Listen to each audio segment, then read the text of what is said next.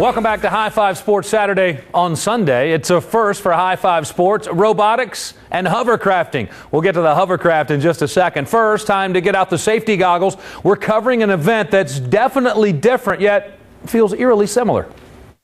They're in line trying to get into that center area. The announcer, the ref, the lights, the crowd, the mascots, the soccer ball. It feels like a sporting event, and that's exactly the point. We call this the Super Bowl of smarts. It's a growing phenomenon, the year-round sport of robotics. The entire premise for having the organization of FIRST was to have an event where kids could celebrate the sciences, science, technology, engineering, and math, and have it in an atmosphere where it's like a sporting event. It's all about engineering and science and technology instead of about, physical prowess and all that kind of stuff. So you're using the muscle up here rather than the muscles everywhere else. This is the Peachtree Regional, one of 44 tournaments held nationwide by FIRST, an acronym for Inspiration and Recognition of Science and Technology.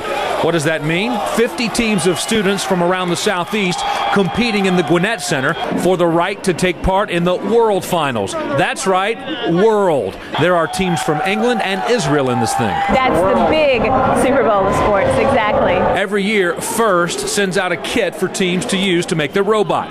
This year's mission, 6 weeks to build a bot that can put a soccer ball in the back of the net more times than the opponent. There you go. All right, we got it. Get another ball. The reigning regional champs, Roswell High School. Their bot, Oscar, more angry than grouchy.